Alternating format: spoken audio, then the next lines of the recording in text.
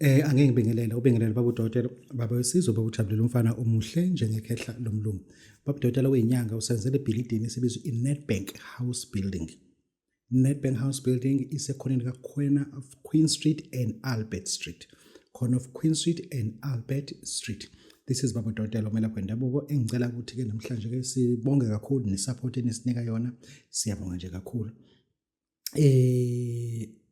Baba udokotela namhlanje uphathele i-topic ethi Benicele section 205. Ufuna ke sizwe ukuthi into esiyibona eMadlanga Commission. Wow, this was Benicele besimlindele, but he was on fire. Bakithi ake ngikhulume lento le. Yazi ezinye izinto emisizikhuluma ngiyabonga kodwa ngoba ngiyabathola abantu abathi sifa ethi baba udokotela ngila kwaSAPS ukuba akukhuluma nje ngabe ngisahlala ekhaya namhlanje ngiyayihlalela ngihlala ngedwa ngoba kunezinto ngempela esizenzayo thina kodwa singaboni ngoba phela abantu abasondelene nathi abakwazi ukusitshela mabesitshela kuzobe sangathi because you understand, but lezi zinto ufuna sizikhulume bhuti wami osisi wami ngicela into ungayithathi personal but ufuna ngikutshele yona. Your parents at your age, they had a house called home. Abazali bakho at your age, ungibuka nje, abazali bakho at your age, you are 33 years old. When they were 33 years old, wawuhlala kini wena nabazali bakho. Bona bengahlali nabazali babo. Pheni konyaka bagoduke bayobona ugogo, so called gogo. When they were 40 years old, wena uhlala kini ufunda uphuma esikoleni uye kini. Your parents had a house that was bond free. Kwakuyikini, kini. Ingena ibond.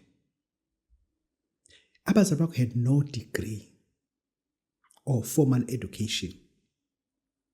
But wena une degree uhlala eflatini, une degree uhlala noma wakho uthi uyagula uqamba amanga veza umnaki hamba ntambama ubuye hamba ekseni ubuye ntambama unandaba nogogo athi uzokubikela uanti lokuthi ubecela kusasa ukuthi ugogo asike simse clinic athi ubuze usunani awunasikhathi uyazi lento ibhlungu ngoba upretend ngathi uyabathanda abazali bakho. There is why ungafuni ukuphuma ngikwazi ukuphuma ngoba manje basebebade namanga amanga ke lento ishoyo. Into engizokufuna ngikutshele yona ukuthi every week when uphuza minimum of 1200 a week kulo 7 days now wena kodwa uphuza u1200 and every week, that is equivalent to ama-blocks awu-80. Wena uwazi ukuphuza u100 blocks, ama-blocks okwakha awu-80 awu100 waphuza ngesonto elilodwa wena. A week wena ukwazi ukuphuza ama-blocks awu100, ngenyanga uphuza ama-blocks awu400 okwakha u1 room. Wena into iphuzwa lento ingazweli 1200 wena into ishibiza nje imashe nje ngalelo qiniso. Kodwa lento akufuneki siyikhulume sangathi we are getting personal ngoba njengamanje kwale video uyibuka nge-iPhone 17 Pro. Kodwa kini so called kini lokhu shetshwe wetwana kubasabhapha sinamsebenzi nalento thina. Sinamsebenzi ikini akona kwakho kini abanale gate aluminium elivula ngeremote kodwa nophethe ifoni iPhone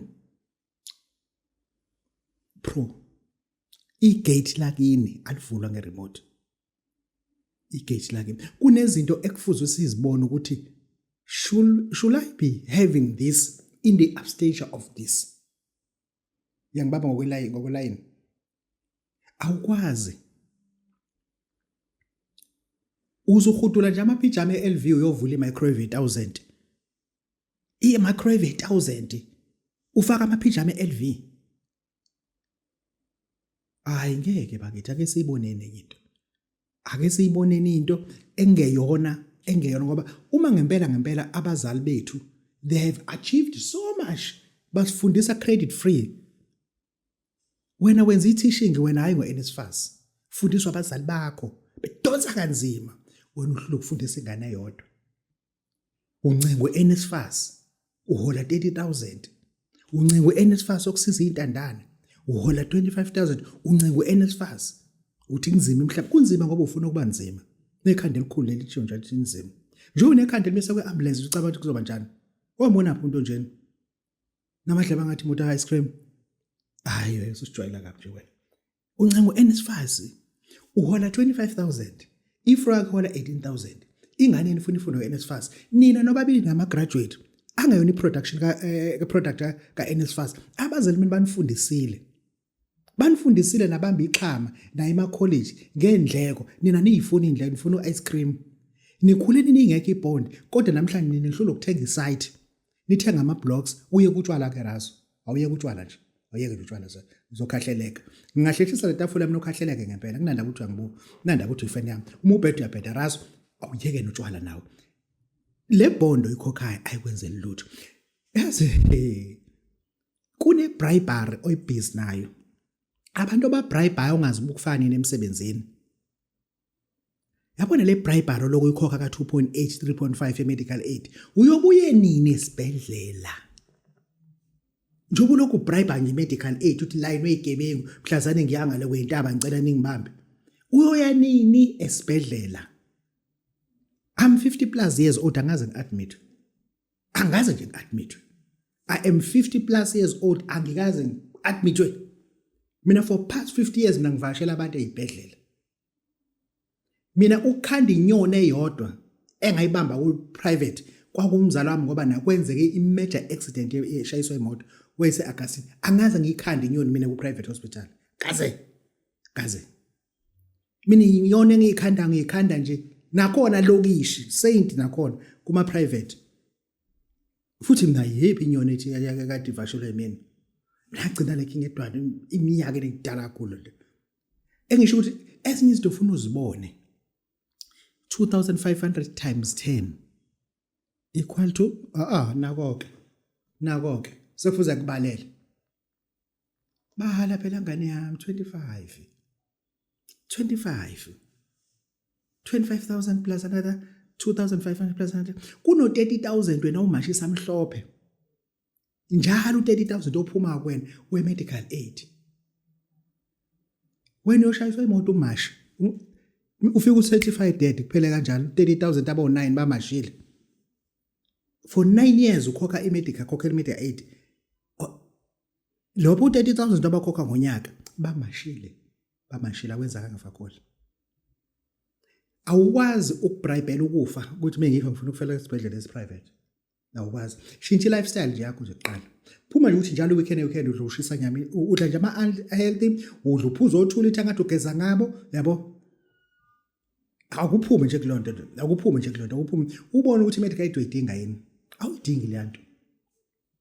Awuyidingi le yanto. Ngisho ukuthi akunento ekufuna sizibone sizidingayo.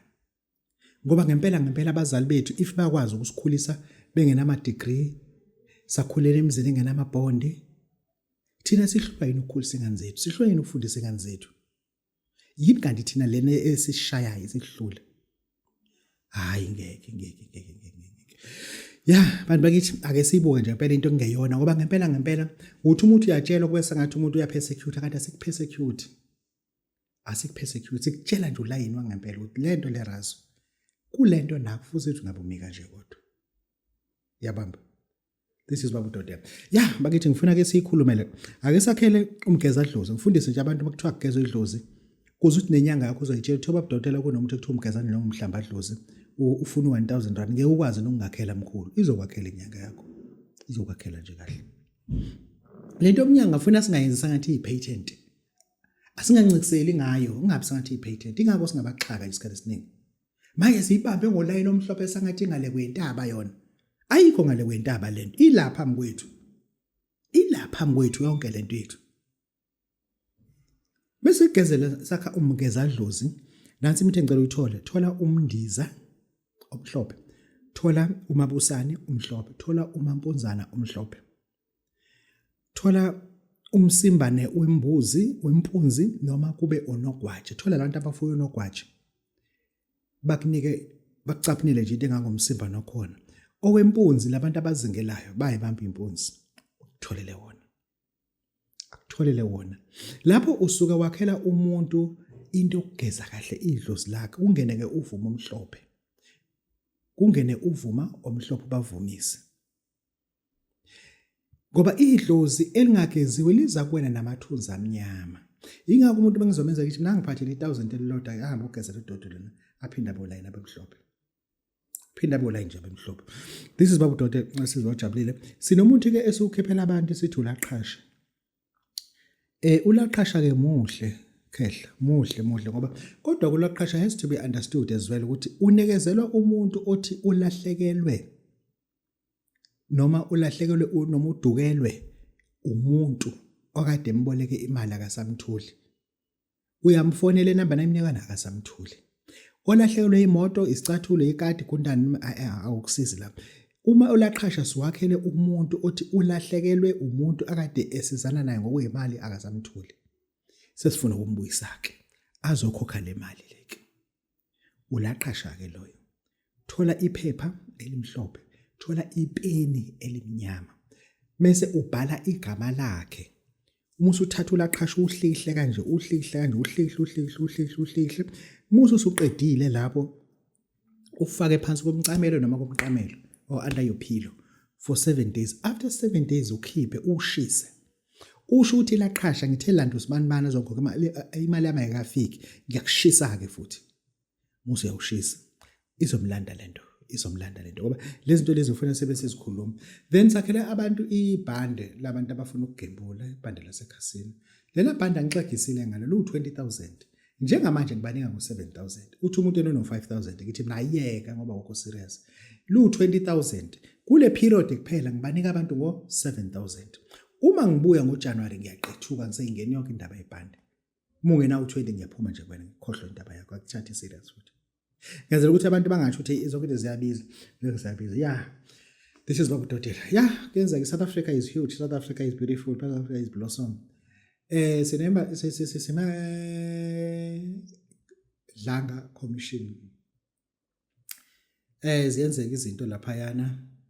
Ngibuke ubaba umchunu. What an intelligent man that is. Kubantu abenze khona isigatshana kwa intelligence ekuthiwa i-psyops intelligence, psychological propaganda intelligence. And umchunu, he has applied psyops, completely psyops and subversion intelligence.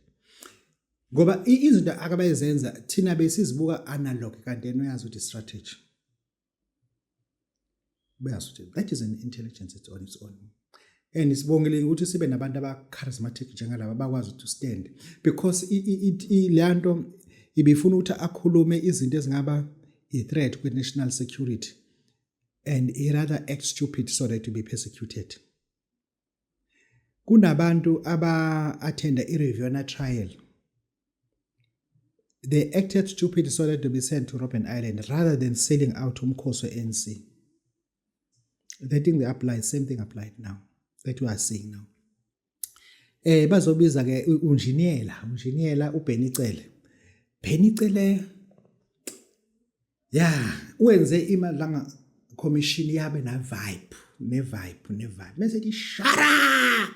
I say shut up. That's kunjalo ke.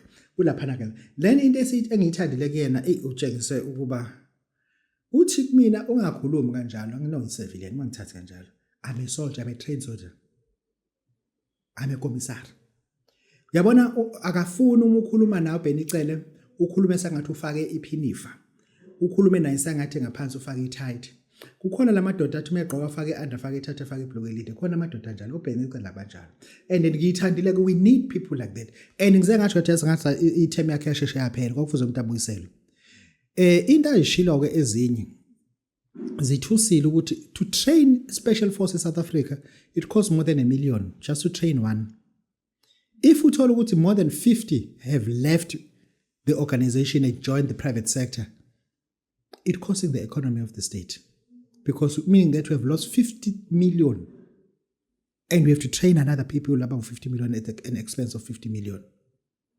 Kunabantu abasahleli balinde izindlu. Kade bahlala kumalindela. Ake siyibuke le nto. Uyishilo ngathi mina yo le nto ufuna iphinde ibhekwe ngenye indlela. La ama-costs are so real, but we need special forces like this. But we have to, even ngathiwa mhlambe our special forces is not good, but izwe eline intelligence good, your special forces will come last. Because if special forces depend on intelligence, how good is intelligence? Yes, India in a special force, one of the best in Far East by far. But what is the best in India is the intelligent yakon. Very good. Very good. India, very good. When it comes to India, a controller intelligence, it's busy to COMOPS, COMOPS, communication propaganda intelligence. By bumping a sandal, signal intelligence, by bumping a sandal, by the foot. That is India. When it comes to intelligence, the one of the best. The one of the best. The one of the best. That is India. Spend the money. Why can't we put that with intelligence? Because intelligence iyona ebheke kade even president. Ezohamba president intelligence ifika khona 3 months. Ihotela zohlala kuyona intelligence so ihlala khona for 3 months. Not special forces, intelligent. Okay, so siyibuke lento ukuthi singayibuka kanjani ngeindlela because to spend 1 million on one person on a metric ayakephinde sibukisisa. Akephinde siyibukisisa ngoba ngempela nje sithi sinabantu abahlele kumalindela houses, sinabantu emahostela abalinde izindlu zabo, izindlu zobhidlekela kubona. But we as a country we can spend 1 million on one person. Ake siyibuke. Sibonile nje excitement and jubilation ebekhona around that. Ngathi but lento sebeyishilo iyasithusa thina singama civilian. Because bona bangama commissary kulungile. But thina as ama civilian iyasithusa ngoba we as civilians we are still living under the shacks. Sinabantu ngempela abangenalo ngisho ibridge elingakhosta 2 million. Ibridge elingakhosta 2 million meaning that bengadelay ukutrain abantu abawu2 special force singaba nalo lelo bridge. Sinabantu abalinde izindlu ezingakhosta close to 20 million meaning that besingadelay i-training ka 20 million abantu abawu2 20 ku special force singakhela abantu izindlu. Let's put civilians first and see what will happen and advance ku intelligence yethu asiyiniki le nto ngoba even ama informers zethu awanayo le protection esidingayo.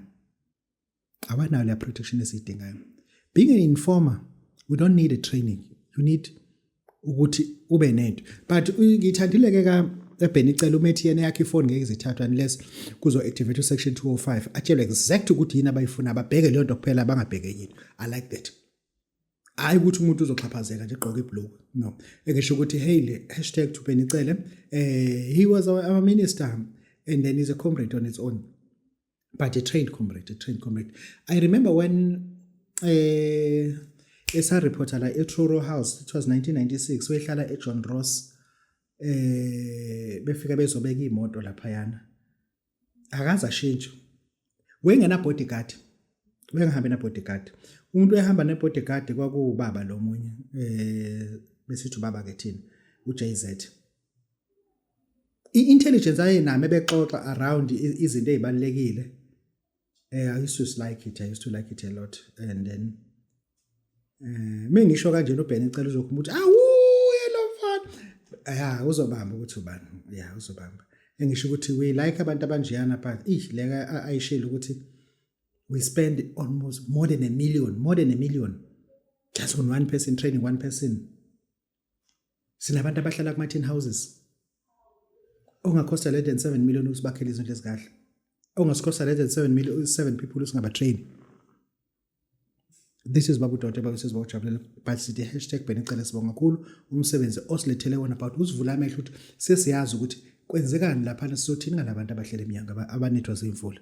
Thank you very much. Goodbye.